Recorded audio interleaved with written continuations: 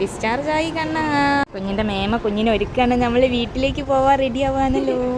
Hello guys, അപ്പോൾ പുതിയ വീഡിയോയിലോട്ട് എല്ലാവർക്കും സ്വാഗതം. ഞാൻ കുറേ ആയി വീഡിയോസൊക്കെ ഇട്ടിട്ട്. അപ്പോൾ എൻ്റെ വീഡിയോസ് സ്ഥിരം കാണുന്ന കുറച്ച് പ്രേക്ഷകരുണ്ടെന്ന് എനിക്ക് ഇപ്പം മനസ്സിലായി. കാരണം ഞാൻ കുറേ ആയിട്ട് വീഡിയോസ് ഇടാത്തപ്പം കുറേ പേര് എന്താ വീഡിയോസ് ഇടാത്തതെന്ന് ചോദിക്കുന്നുണ്ട്. വേറെ ഒന്നുകൊണ്ടല്ല, വീഡിയോസൊക്കെ എടുക്കുന്നുണ്ട്, ഫോണിലുണ്ട് എല്ലാ വീഡിയോസും. പക്ഷേ അത് എഡിറ്റ് ചെയ്തിടാനുള്ള നേരമൊന്നും കിട്ടാറില്ല. ഇപ്പോൾ മോനായതുകൊണ്ട് മോൻ്റെ അടുത്താണ് അധികം നേരം സ്പെൻഡ് ചെയ്യുന്നത്. പിന്നെ സിസേറിയൻ കഴിഞ്ഞാൽ എല്ലാവർക്കും മനസ്സിലാകും, നമുക്ക് സ്വന്തമായിട്ട് എഴുന്നേക്കാൻ പോലും പറ്റില്ല കുറച്ച് ദിവസങ്ങളോളം. എന്നെ അമ്മയും അനിയത്തിയും കൂടിയാണ് താങ്ങി പിടിച്ചൊക്കെ എഴുന്നേൽപ്പിക്കുന്നത്. അങ്ങനെ അതിൻ്റെ പെയിൻ ഉണ്ടായിരുന്നു. പ്ലസ് എനിക്ക് ഓൾറെഡി നടുവേദന ഉള്ളതുകൊണ്ട് അതിൻ്റെ പെയിനും ഉണ്ടായിരുന്നു. അപ്പോൾ അതുകൊണ്ടൊക്കെയാണ് എനിക്ക് വീഡിയോസ് എടുത്ത് ഇടാൻ പറ്റാഞ്ഞത്. ഇപ്പം മോന് 2.5 മാസമായി. ഇപ്പോൾ കുറേ എനിക്ക് ബെറ്റർ ആയിട്ടുണ്ട്. അതുകൊണ്ടാണ് ഇപ്പോൾ വീഡിയോസും കാര്യങ്ങളൊക്കെ ഇടാമെന്ന് വെച്ചത്. പിന്നെ ഞങ്ങളിപ്പോൾ വന്ന കാർ എന്ന് പറഞ്ഞാൽ നമ്മളെ മെഡിക്കൽ കോളേജിൽ നിന്ന് വീട്ടിലോട്ട് കൊണ്ടാക്കുന്ന ടാക്സി കാറാണ്. നമ്മൾ അവിടെ നിന്ന് തന്നെ എഴുതി കൊടുത്തു കഴിഞ്ഞാൽ നമ്മൾ ഫ്രീ ആയിട്ട് വീട്ടിലോട്ട് എത്തിച്ചു തരും, ഗവൺമെൻറ് ഹോസ്പിറ്റലായതുകൊണ്ട്.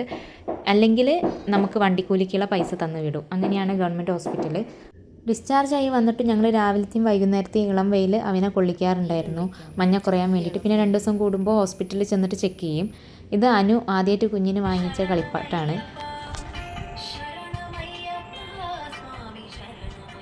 രാവിലെ തൊട്ടേ ഓരോ പണികളും ചെയ്ത് അമ്മ ക്ഷീണിച്ച് നേരത്തെ കിടന്നു. കാരണം 2 മണിക്കൂർ കൂടുമ്പോൾ എണീക്കാനുള്ളതാണ്. അമ്മ എണീക്കും, അനിയത്തി എണീക്കും. കാരണം എന്താ വെച്ചാൽ മോൻ നേരിട്ടിട്ട് മുലപ്പാൽ കുടിക്കാത്തതുകൊണ്ട് തന്നെ നമ്മൾ ബ്രസ്റ്റ് പമ്പ് വെച്ചിട്ട് പിഴിഞ്ഞെടുത്തിട്ട് ഗോകർണത്തിലാക്കി കൊടുക്കാറാണുള്ളത്.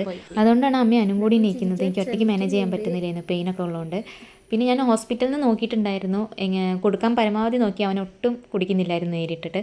പിന്നെ സിറിഞ്ചിൻ്റെ ബോട്ടം വെച്ചിട്ടായിരുന്നു ആദ്യം പിഴിഞ്ഞിട്ടുണ്ടായിരുന്നു. അത് ഭയങ്കര പെയിനായിട്ടാണ് ഞാൻ ഇത് മേടിച്ചിട്ടുണ്ടായിരുന്നത്, ബ്രസ്റ്റ് പമ്പ്.